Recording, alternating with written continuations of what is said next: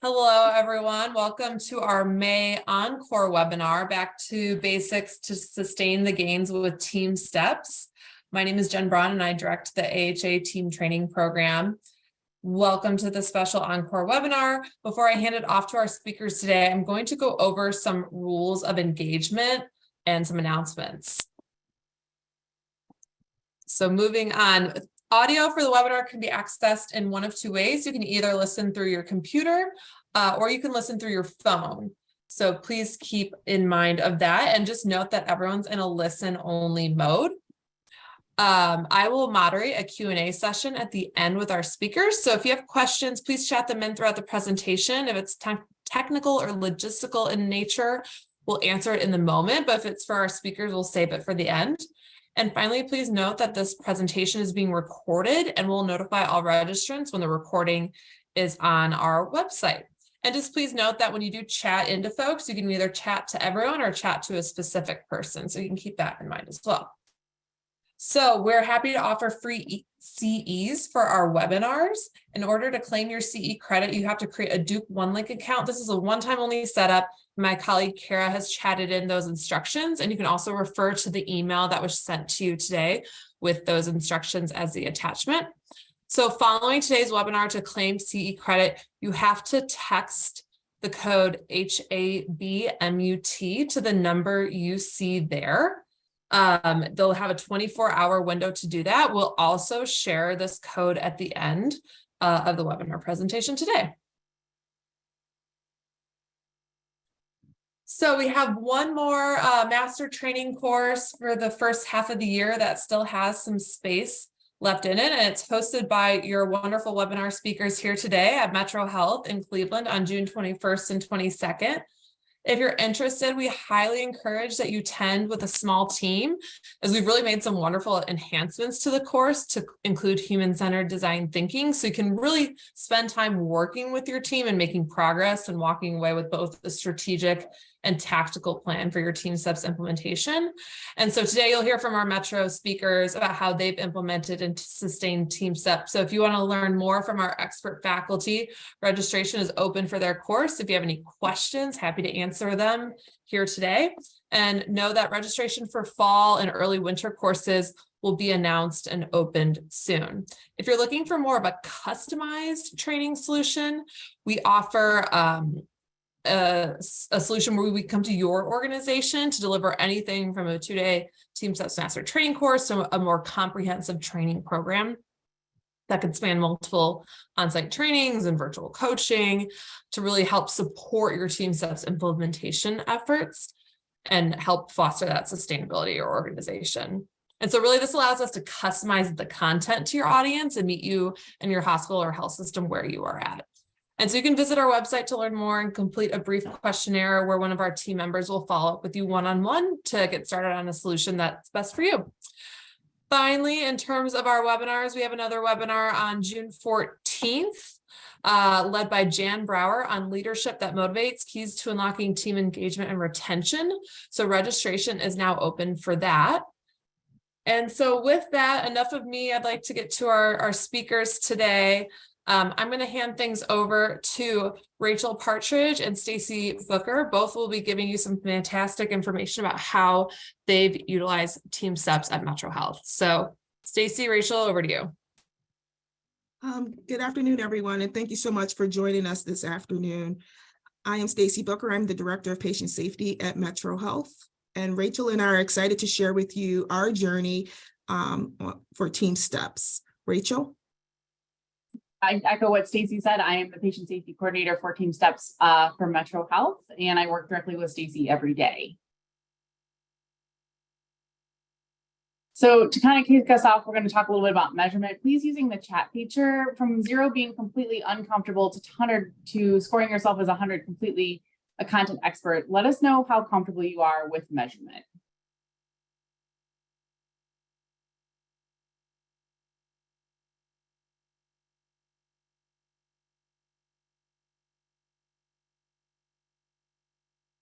And if you just want to chat that in,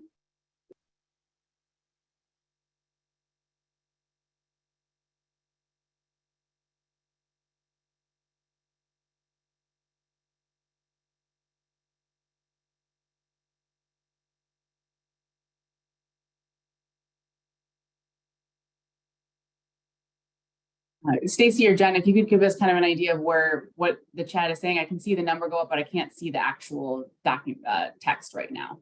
Yeah, I'd say people are definitely, I would say averaging around 80 would probably be my guess on what folks have chatted in. 80 to 85 would be the estimate average. It's great to hear and see. All right, we're going to talk about measurement kind of throughout today's webinar.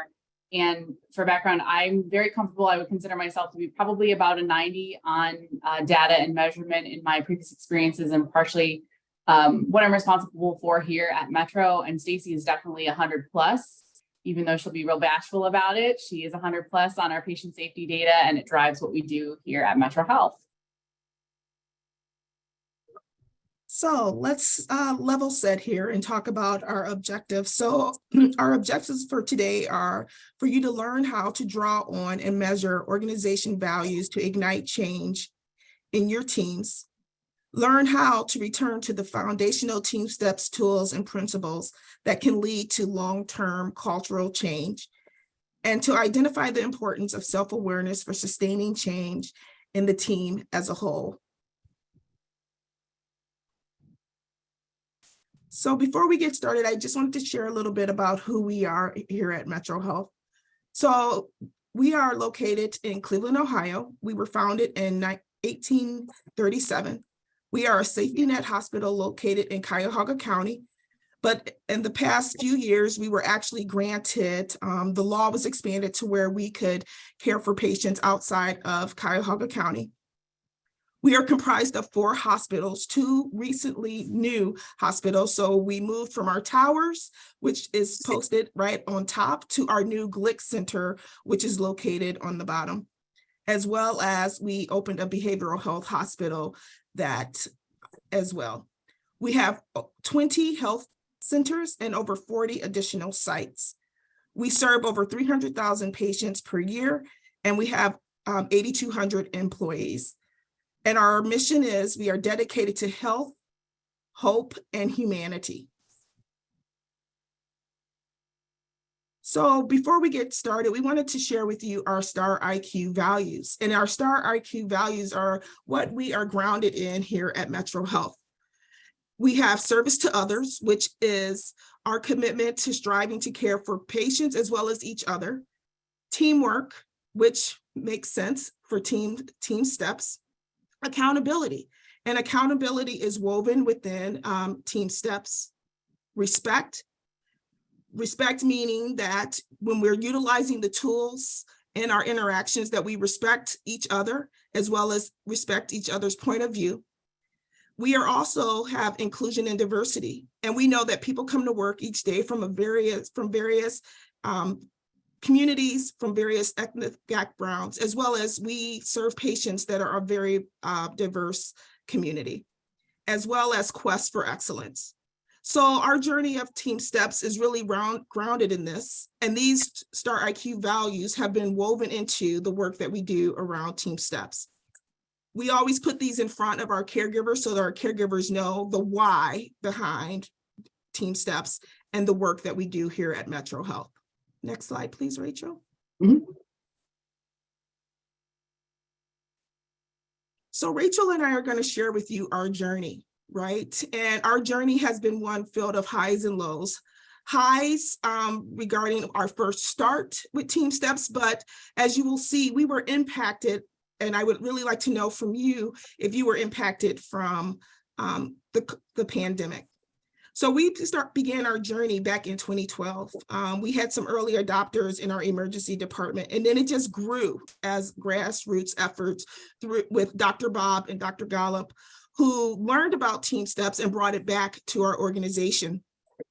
In 2013, we opened our SIM Center, and we have been infusing TeamSTEPPS concepts through simulation since then. Even today, when we have a safety event or a root cause analysis, we often try to identify where the opportunity to leverage TeamSTEPPS is, as well as creating simulations to provide a reminder to our caregivers of the TeamSTEPPS tools that are there.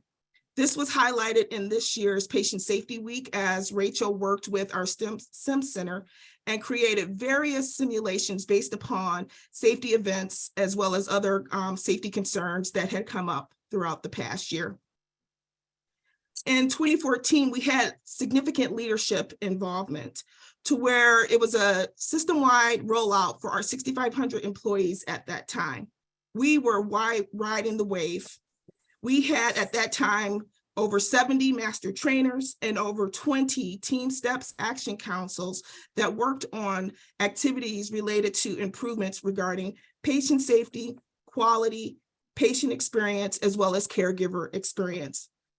But our times changed in 2020. I remember it very well. We were in the midst of our Patient Safety Week. We were having our Patient Safety Fair, and the announcement had came that we had our first COVID positive. And life as what we knew at that time with TeamSTEPPS, of all the work that we had done as we were continuing to build our program, took a pause. Next slide, please, Rachel. Mm-hmm. And this is just to highlight the level of executive leadership support that we had when we started our journey. Our former CEO had sent this out in his newsletter. And as the call to action and letting our team members know that this is who we are. TeamSTEPPS is embedded in our STAR IQ, and it is through TeamSTEPPS that we will build teamwork as well as look at our quality and patient safety. With the grassroots efforts that we had done, Dr. Golub as well as Dr. Bob built the business case for TeamSTEPPS. So why should we have TeamSTEPPS and why should we adopt this here at MetroHealth? To do so, they took data from our patient safety event reporting system to identify what were those events that were related to the lack of teamwork, the lack of communication and care coordination. They pulled the root causes from root RCAs to show where the root cause and contributing factors were related to teamwork, communication, and care coordination. They also reached out to our legal colleagues to look at what our claims showed. Did we have issues regarding the communication and teamwork that may have led to litigation? So they built the business case and it was embedded in what we did. This was so after we had the mandatory training, this was included in all onboarding. So all caregivers, when they first came to MetroHealth, there was a section for TeamSTEPPS included in the new hire orientation. We were proud, and this is what we had done. When we would get visitors, we would highlight the great work that our techs were doing as it relates to TeamSTEPPS. Next slide, please. Mm-hmm. So as I said, March 2020 changed, and I would be very interested to know how your program was impacted as it related to COVID. We're going to open up the poll and please share with us what was the impact on your program.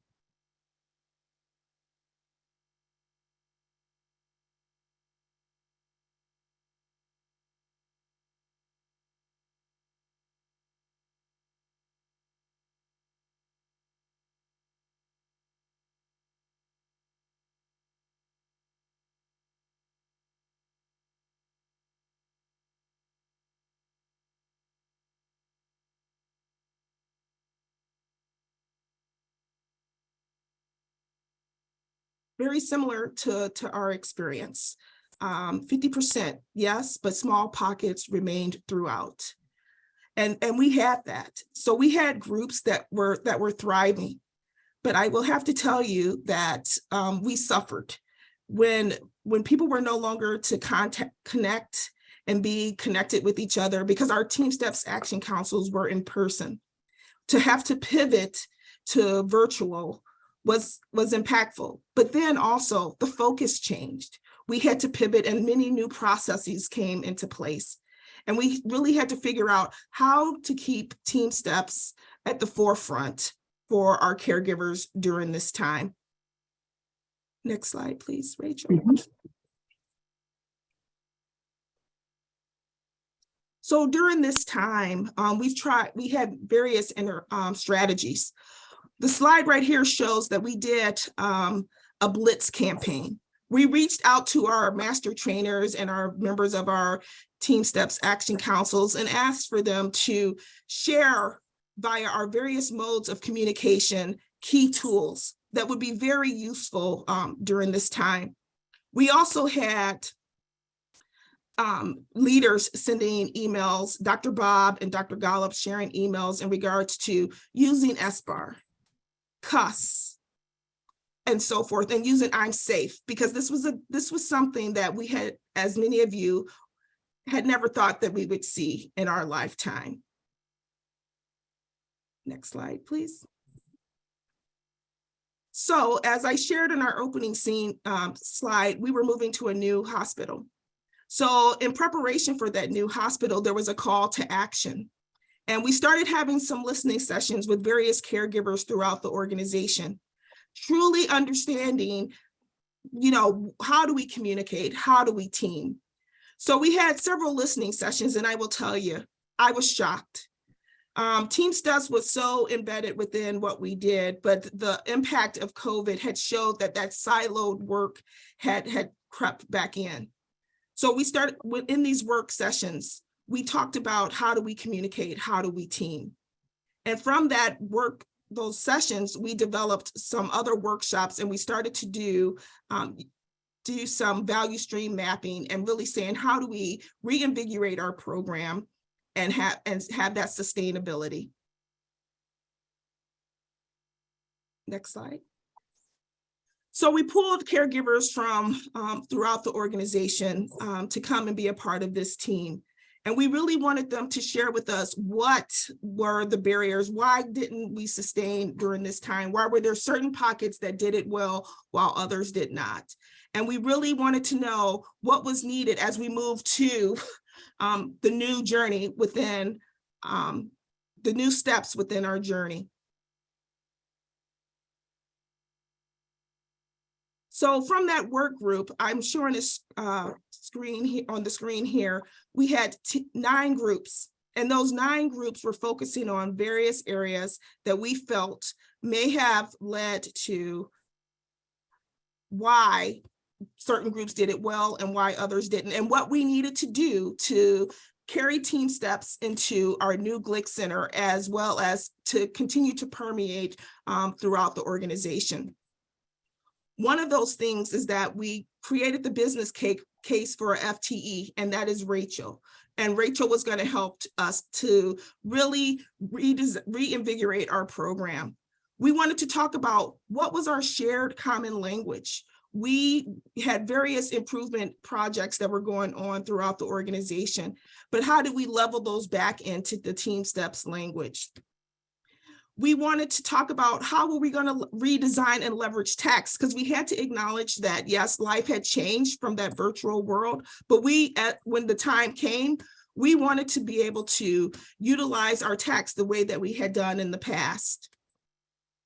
And then we wanted to look at those master trainers and really take a look at the roles of those master trainers and how do we leverage those master trainers. Many of the master trainers were embedded within the TeamSTEPPS action councils. They served as preceptors during orientation. They were the coaches and the champs that would go to the different areas to share with them the strategies and the tools that many adopted during our rollout. We really wanted to be honest and say, how can we do better? How can we improve? Next slide, please.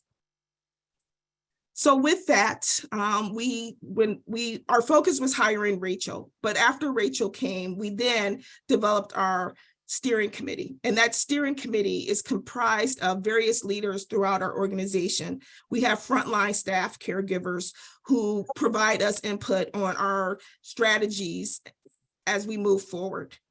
We also had an operations committee that really kind of did the back end work, taking what we learned from our 100-day workout and then executing it in a plan for us to move forward with TeamSTEPPS. So from that end, as Stacy said, I was a direct correlation to their first objective to get someone hired full time, which I was excited to do. And I started picking up this and leading this committee. So with that, we saw a large resurrective and rejuvenated creative flow state within MetroHealth, with having a point person such as myself, an amazing backing from Stacy and Dr. Golub and Dr. Bob.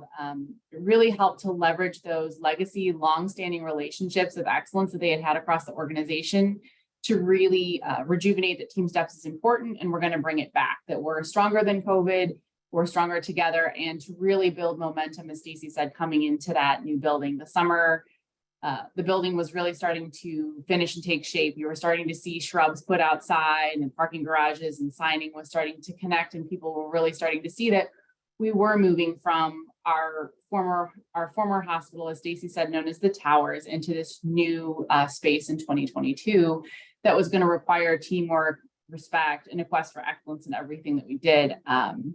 Stacy, feel free to jump in, but a lot of stuff in the clinical space was brand new equipment, like brand new things that just were not capable in our old space, that required a lot of hands-on help that help one another. So here are some images from the large move day, which was November 15th. I was a deer in the headlights. I hadn't been at the organization that long, and Stacy was my lighthouse. I saw her at 5:15 in the morning. Even though we didn't have matching colored shirts on, we had different responsibilities. Everybody was ready to do what they could on different teams. It really was a team of teams, highlighting what your expertise was and where you could help out. I would say, what, Stacy, you think 4,000 caregivers were on site that day? It was everywhere. It was electric, and it really felt like COVID was behind us, that we had done this, even though, you can see here, we're still wearing masks and having high safety protocol. That didn't hide away the smiles and the brightness in people's eyes that they wanted to look forward. This is the very first patient that was transferred from the Towers over into our new building, and we lined the halls because it was a really, really neat moment of all these people made it possible for this one person to travel, what, Stacey, you think 1,000 yards? It wasn't far, but it felt like it was really far with all the checklists and everything. And every team just continued to give and give and give. An important thing to note is that I would say 90% of our hospital moved on one day, but our most delicate patients, labor and delivery, and our NICU and PICU were not ready to go at that time. So it presented a really interesting case where a lot of our hospital staff is in the new building, and then there's a very small pocket left in the old. And Stacy, feel free to jump in. There was so much communication, so many huddles at the executive tier level on how to keep those lines open as different things developed. So to that end, where we had multiple colored team shirts in November, as you can see here, everyone in January, when we're moving our NICU and our PICU L&D patients, wore all the same colored t-shirt this time. It really unified it that we are one MetroHealth, and it was no longer indicating, as it says here, the move day team. It didn't indicate what your job was like it was in November. It was just simply, I'm here for MetroHealth. We'd been in the new space about 6 weeks through the holiday season, and I was really excited. I had been here now about 5.5 months, and we're getting a lot of that hardwired language coming across with huddles and SBAR, and people were cussing and really speaking up for safety. And I'm thinking, this is going to be great. We are going to see a complete turnaround, and we're going to hit all of these objectives that Stacy had listed earlier, and we're going to knock them out. It's going to be, I felt like we were unstoppable. So to that end, I had presented to the executive steering team that these tasks could likely be stood up in 6 months. I felt really confident that we had those champions in various units and departments across the health system, and really had forged a lot of those relationships across that was going to make it work. They had signed off on it. As Stacy said, the executive steering committee does have frontline staff on it. It has C-suite staff on it, and it's a multidisciplinary approach: support staff, clinical staff, finance. It really spans everything to get a full input. And they looked at this list and said, sure, this looks really great. But what ended up happening was something like this. People thought they were being so clear And people, as evidence here, said, well, sure, how? I can do it. But it really wasn't clear how to get from point A to point B. We just simply knew we wanted to do it. And everybody kind of stood around like, just give me a plan and I'll do the plan. This proved much harder than what it seemed. Like I said, we're moving high off this move. We've moved all these patients all in one day. And yet we were struggling with some of the most basic things to come together, how to come together.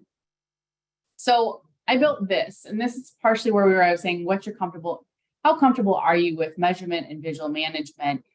Everybody wants a status. Where are we? How does this work? What's going on? And instead of simply saying, we're doing okay, or it's getting better, I put a percentage to it. I wanted to give them something calculated that says, this is the development of what's going on. So I created a discovery sheet. You'd get a reach out that units wanted help with teamwork or communication. And we needed to dig a little deeper. It wasn't specific enough if they wanted just some tools, if they needed a full-on intervention, did they lack a champion in that area, or were they fully ready for attack? And so what I broke across to them kind of was this breakdown of these 30, 60, 90-day sprint plans that they could have ownership in, where they can teach me and we can kind of move along and use the team of teams in stronger areas. As Stacy indicated, we had pockets of tax and champions that were really strong throughout COVID that lended their skills and techniques to areas that were starting to rebuild again. And to that end, on the executive steering team, I presented this. This was really difficult. Our steering team members meeting is in the beginning of, it's the second week of the month. And by the middle of February, so I'm 6 weeks in thinking, oh, this is going to be great. I'm going to have all these tax built by the end of first quarter. I am nowhere near where I need to be. I'm at 20% of 100. And although here it indicates, oh, it's green, based on how I formatted this, the color gradation was to show growth. But it really highlighted I was not making gains the way I had anticipated. So this image may seem familiar. It is pulled directly from the TeamSTEPPS core slides. And I really had to take a moment and think back and figure out, am I the people in the yellow biohazard team? Am I in the team of teams, or am I the gentleman in pink? Am I out of step here? Have I overreached? What am I missing? Who do I need to speak with? And where do I need to reflect on it? How can I make this successful when my entire job is to be promoting teamwork and communication, situational awareness? And with that, I had some really strong huddles with Dr. Golub, Dr. Bob, and Stacy about where things were going, and realized that we needed to get creative and think differently, that we weren't going to be ready for tax, and how can we better support our caregivers in that moment. So I encourage you guys to look at this image. What we were finding, as Stacy was saying, in silos, is that people were on different sides of the mountain, both wanting to get to the top, both wanting to do their best and giving all of their efforts towards it, but not being successful because they were a party of one. So as I would have these one-on-one conversations with units, other areas of change and development would be having different conversations, and we weren't working together as a chorus. We didn't create a team of ourselves. Like I said, I was kind of standing like that man in pink, like, did I miss a memo here? No, realizing like my job is to get us to the top and to utilize all the resources available to me. So as Stacy highlighted, I went back to those STAR IQ values and I said, I need a team of teams beyond the executive steering team. And I teamed up with human resources. They were doing a lot of service recovery as well as patient experience and caregiver engagement. And so we made a team of teams focusing on teamwork and pooled all of our requests together to determine what would really give us the biggest bang for our buck initially. Again, highlighting that we had patients all over the place and we seem to be getting bigger and bigger with every passing week, with new offices opening and service lines moving. And just so much change that people were experiencing a lot of change fatigue.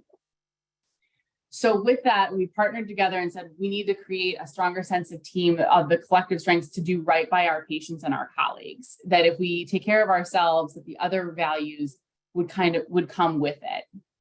So what we started with were what we considered our eyes and ears colleagues. These are frontline managers who are seeing the best and the worst parts of our hospital. And we kept it only to support staff, to frontline caregivers. So for us in the front line, that would be dining services, environmental facilities, and the control board. And that's not the bed board. The control board kind of goes along with facilities as we were expanding and they were still working. We are building currently a large outpatient pavilion attached to our inpatient space. So we have a large construction presence still here at Metro to this day, and we included them. We allowed the support staff to build their own environment without having clinical interruptions, where they could really talk about things that matter to them and that impact them. I'm not sure about those on the call, but here at MetroHealth, we have a large unionized labor pool, and various service lines come across in the front line. So they had lots of questions concerning union stewardship and contracts and things that our clinical staff doesn't always aren't aware of and aren't involved in. So that's how we built that psychological safety for them. And we wanted to find the gaps in their understanding. They were already doing huddles. They didn't know it. They were using SBAR and CUS and giving feedback, but they didn't know how to leverage that communication to others. So as you can see here, kind of, we were having them do the paper changes as we would anywhere else, and allowing them to come as they are. We didn't make them change. We put them on during the middle of their shift as it works best for them. And it was all the way from all meaning all, from your frontline supervisor to your director of dining services. They were in on teams together. And it really allowed for everyone to have a buy-in and an ownership of the communication coming across. So this was the schedule that we made. We met with them frequently. Every other week, we were staying on top of them. And so as you can see here, these are the TeamSTEPPS objectives that we pulled directly from the slides. These were some of the objectives that HR needed to have come across through employee engagement. So everyone could kind of measure up, here's my objective, here's what I need to do, here's my key content, and then we measured effectively. So we started this process, the brainstorming process, really in December as things were happening. And we started with what I consider to be the most important: briefs, huddles, and debriefs. You need to get people together to just even begin to translate and kind of have communication flow back and forth. In terms of a measurement concept, support staff had never seen anything like this, that there was an actual structure to it. And it really kind of pulled back the curtain of what we were going to talk about, that it wasn't a surprise. They could ask questions effectively. In terms of measurement, we did thumbs up, thumbs down sheets at the end of each one, what they understood immediately and what they needed clarification on that we could address in the next week. And then there are learning bursts that are assigned, we call them LEAP modules here at MetroHealth, that come out 6 weeks after the date of the in-person deployment to reaffirm and reestablish those are coming out and across, with normally a 5 to 10 question quiz associated. So with that, we're going to have our next poll. And I'm really interested to see how everyone on the call organizes their huddles.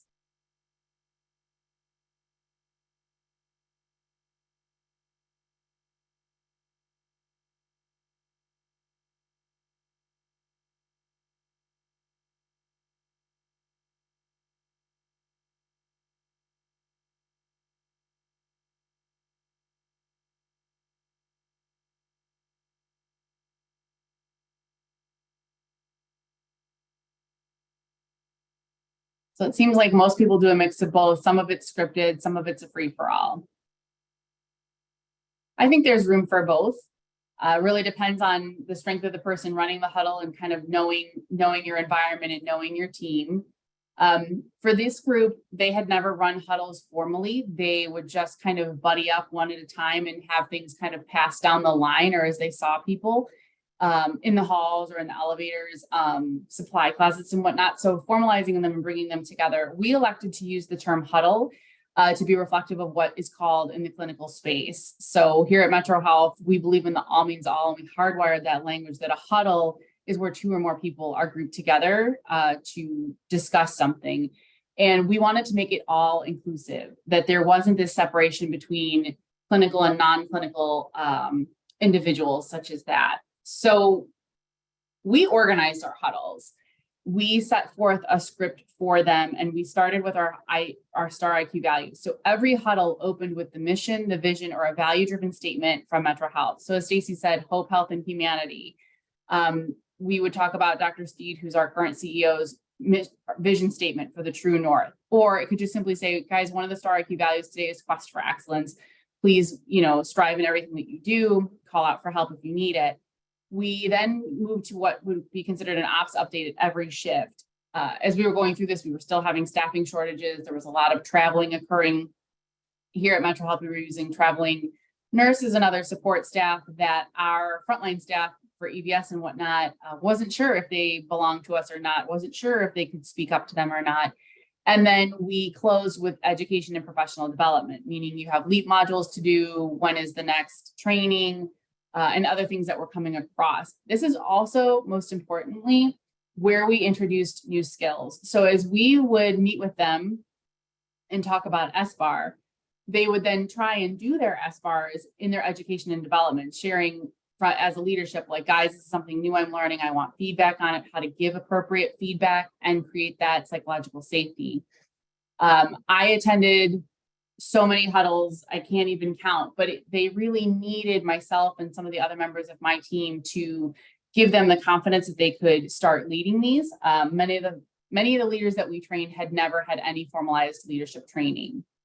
We also set standing expectations about huddles. You had to say huddle or huddle up. This was a key word that they socialized a lot. And we introduced the parking lot, the 2-minute parking lot. So if something takes more than 2 minutes, it had to be moved to a parking lot. And that really helped to cut down on the distractions of huddles, and bringing in different, what our support services called the drama, where people are complaining about shift assignments and other things. It kind of pushed it to the side and allowed for that manager to have that one-on-one situational awareness with them. And it drove that anyone could call huddles, and that huddles were truly for problem solving. They weren't used to having anything like that. So we put in this image of meetings, because when we had a huddle, they thought, oh gosh, we have more staff meetings. And we're like, nope, it functions more like this. It's just a quick in and a quick out. So these are some examples of huddles that were going on. This team here in the upper left, they all liked to sit eye to eye. They voted on that. They felt that that was more congruent to them. This supervisor is really gregarious, and her team liked to stand, and they wanted to kind of form a circle and be open.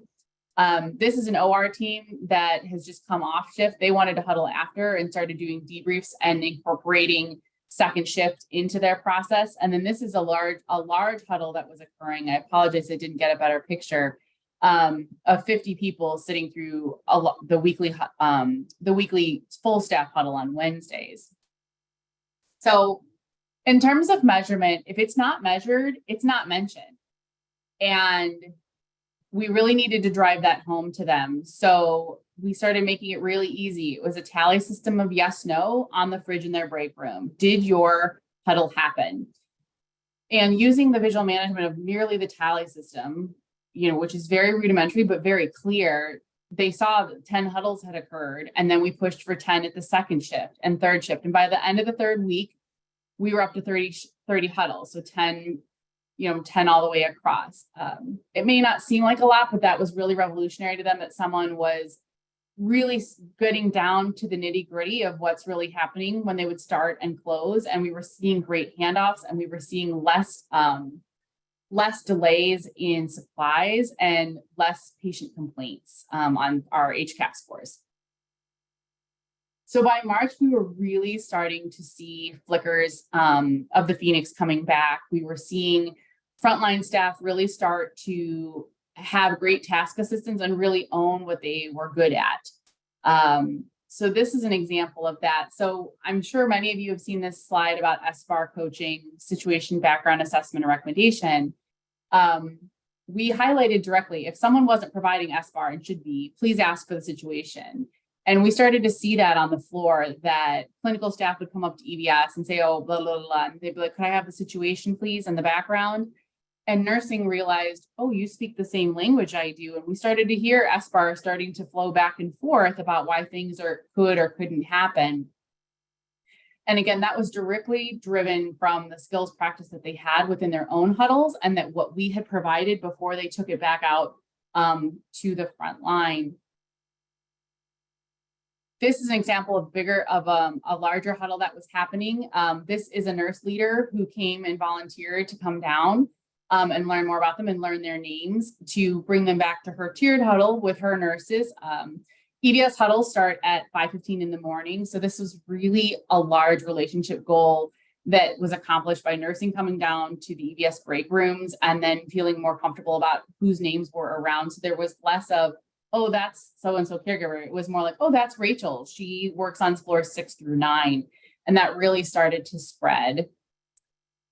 So huddles became our fire safe stairwells to success. If something was going to be practiced or introduced or tried or needed to be relayed, it came through a huddle. I really like this picture. This is a picture of our behavioral health hospital being built. Fire stairwells are always the first things to be built and checked before anything else comes forward. And so we put everything into huddles. We knew that everything would rise from that if people felt acknowledged and cared for in a group setting, however big or small, to start sprouting forward, which led us to 0 to 300. So if you might have remembered, I said there were 30 huddles in the first week. We had 300 by the end of the month, and people realized that they could put their tally mark up anytime they ran a huddle. It didn't have to be a formal huddle at the beginning or end of shift. We were starting to see that huddles were happening all over the place, whether it was between 2 support staff caregivers or it was between an EVS and a dining caregiver and supply chain. With our new hospital, we have an inventory system, and they were included where you scan materials to come in and out. And they would start to say, hey, I'm not seeing this over here, but it's not on your list. If you can get that, that'd be great. And it was really grounded in empathy to think and imagine, articulate, to make desired changes. These were discovered in huddles that there was a lot of empathy for what everyone was doing and really trying to be their best. The greatest example of that was when I was doing some spot checks. I asked a dining aide who delivers food trays, what is your job here? And I expected them to say, I'm a dining service aide. And she said, oh, I'm here to nourish patients. And it blew me away. It was very emotional. I'm still emotional about it now because the mission of MetroHealth is leading the way for a healthier community through service, teaching, discovery, and teamwork. And so her saying, I'm here to nourish patients, is to make our community healthier. She took it that, no, I'm not just simply bringing you your food. I'm here to make you well and help you to go home. That is the moon rock. That's the moonshot of why we're here. And it really demonstrated that we hadn't had any retention. We hadn't had any staff turnover. I'm sorry. We had a 40% less reduction in daily call-offs and a 15% retention rate higher than we had a year before, simply from running huddles and really driving home the mission, vision, and patient mission, vision, value-driven lead on huddles.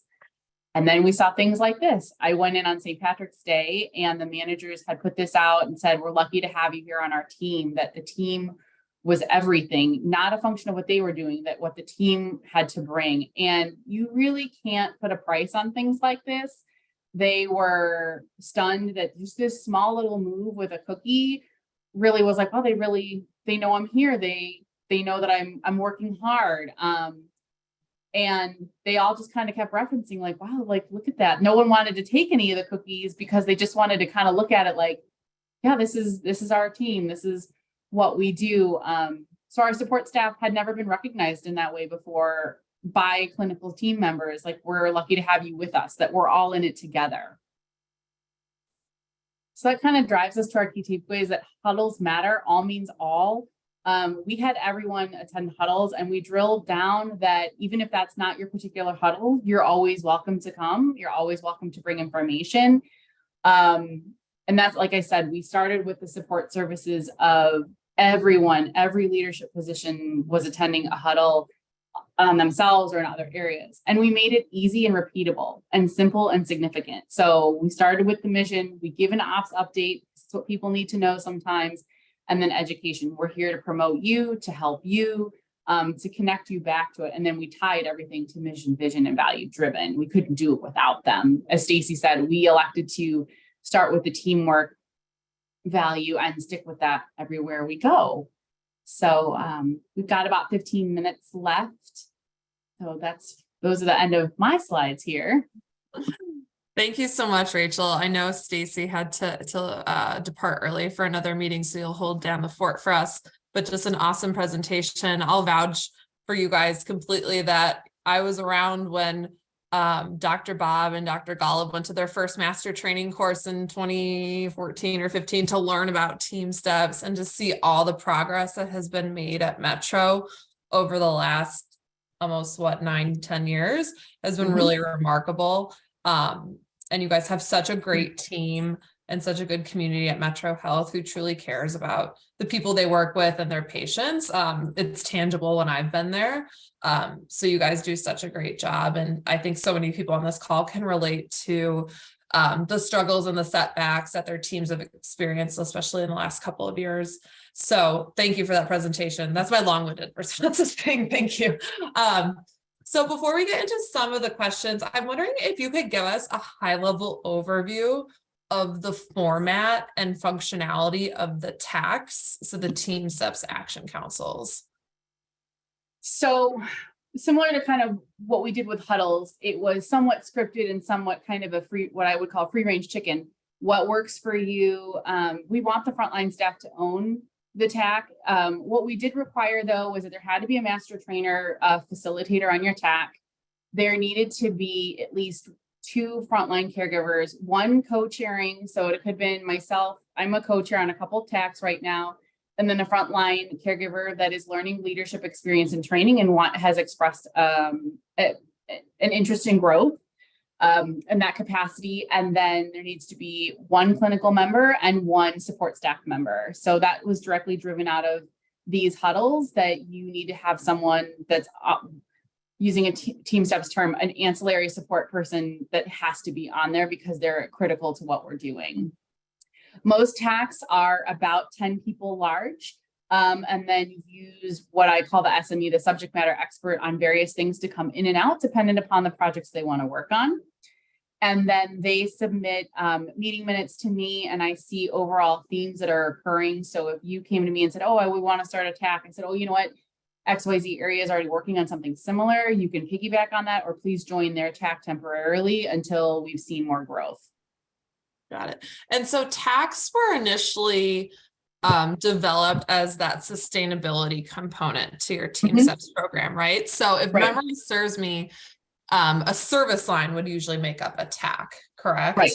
And they could be eligible for a TAC once a certain percentage of staff had been trained in TeamSTEPPS. Am I right? We took that away. We part of what we had occurred is we lost a significant amount of staff over COVID with our growth. So if you saw, we were at 6,400 large when they went to an all-in-all training, and now we're over 8,200. So now not only are we 25% bigger, we've also lost a lot of legacy caregivers. So we are rebuilding our caregiver orientation package. That's one of the objectives that we're seeing to rebuild that base of master trainers. So now it's more along the lines of a leadership development. We do a lot with our assistant nurse managers in the inpatient space.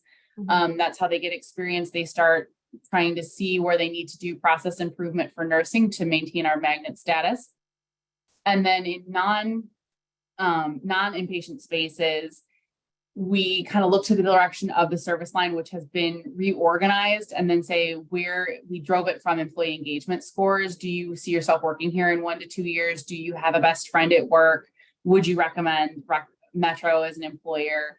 And then did a lot of listening sessions. So it was really helpful to be with HR building these, because you've got both sides of what's going to help our organization, what's going to help the employee. And that's why I was saying there were double objectives, not only TeamSTEPPS, but also who I was working with. And it helped leverage and hardwire that language across, where if they came in, like I said, we do have a large portion of unionized labor, and the union steward came in and said, did you discuss it during huddle? Did you use SBAR? I about fell over. I was like, oh my gosh. But that was the major win, because we knew we were on the same page, because we don't want to continue to have some of these meetings.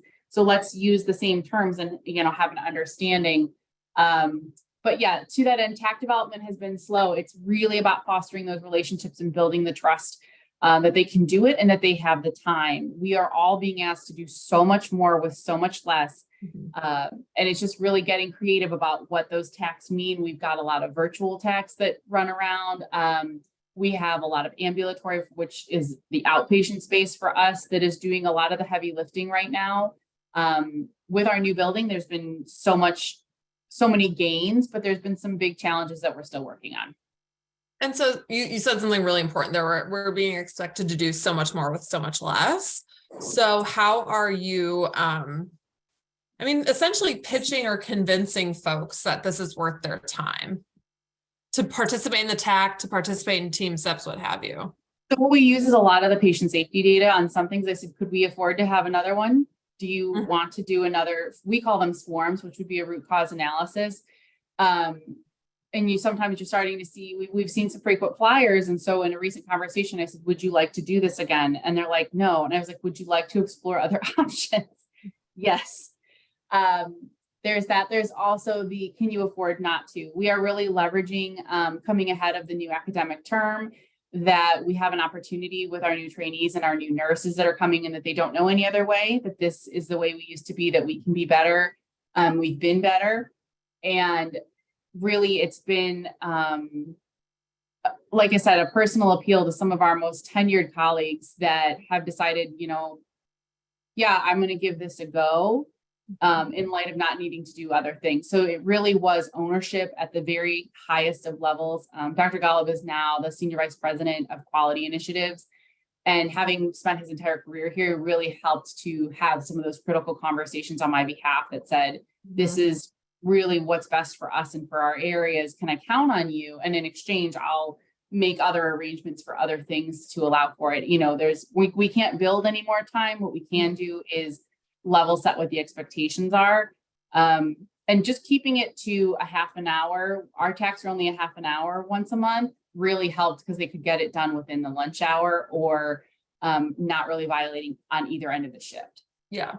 And so you mentioned earlier that you have TeamSTEPPS built into your new hire orientations.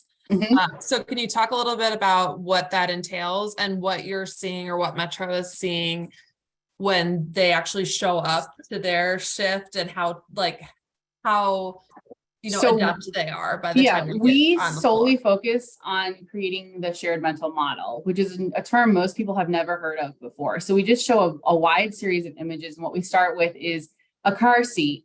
And people are like, well, yeah, I know it's car seat. And I was like, okay. And then I show a picture of a toddler not strapped in a car seat, just in a regular seatbelt. I'm like, would you speak up? Would you say something? And they're like, well, of course. And I was like, okay, so if you see something, say something, and building in that mental model that we are here for the mission, we stay for the culture, that we are in it together for everyone.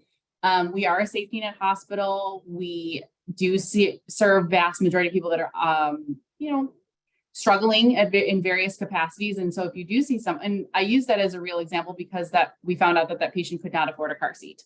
And so we appropriately got them one and moved forward. And I said, this is kind of why we're here, and what everybody can move towards this. I don't have children, but I would know enough to get you a car seat or buy you one or something.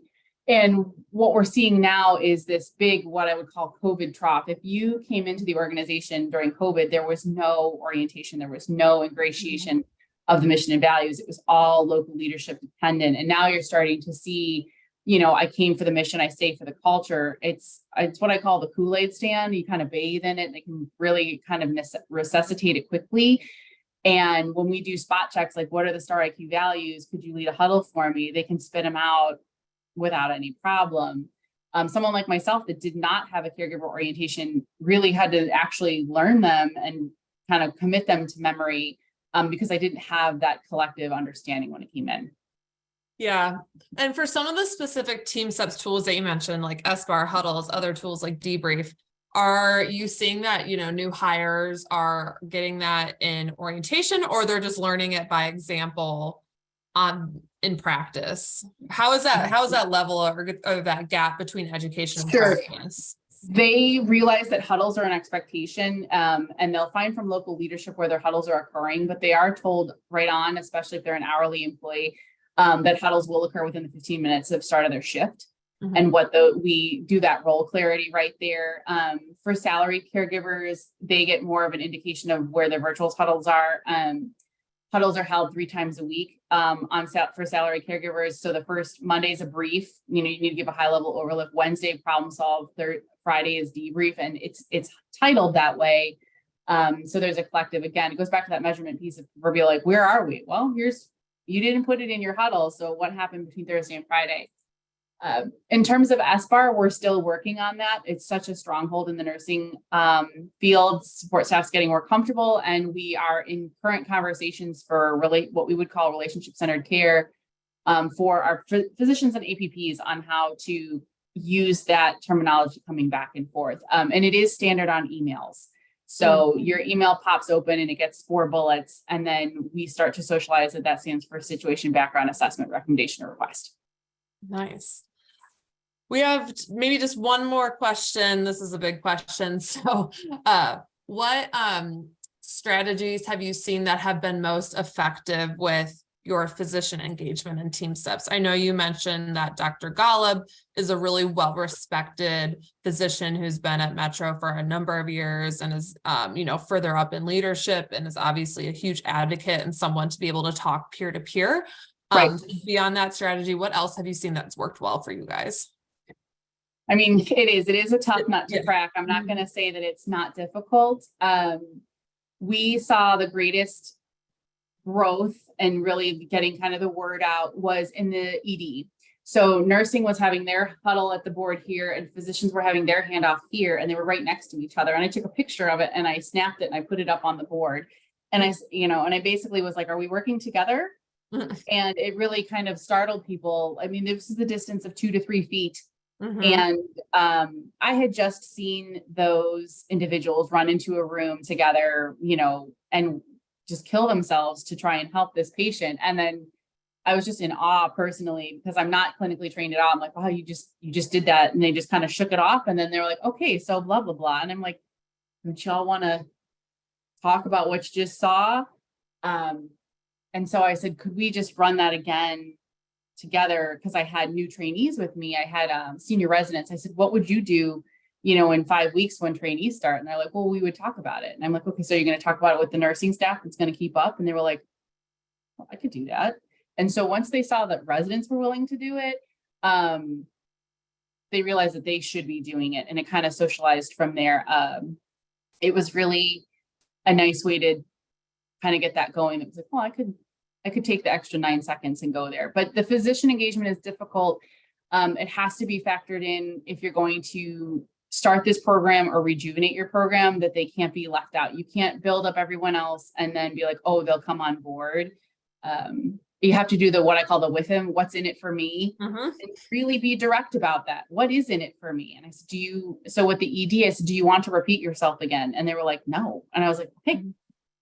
And nursing was like, I know what I know, and I want to be respected. And that was, again, part of using the HR connection of getting the right people there to ask the right questions, to make people understand. And we drove that shared mental model. You're in it here together. Everyone would like to go home on time, and no one would like to have borders. So let's communicate.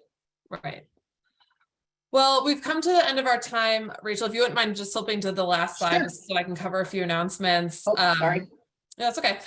So once we close out this webinar, please know that everyone will have an evaluation form that will pop up in your browser. We really appreciate your feedback. So if you could take a moment to fill that out.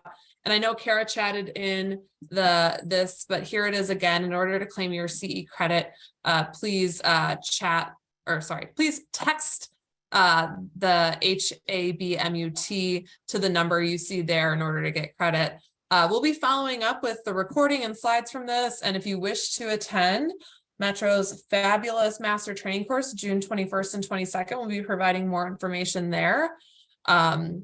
I'll be there. We're really excited to have and support Metro on their, just rejuvenating their TeamSTEPPS training and courses. And they have such a wealth of information and expertise among their team. So we're really excited. So Thank you for joining us, Rachel. Thank you, and Stacy. We really appreciate it. And everyone have a great rest of your day.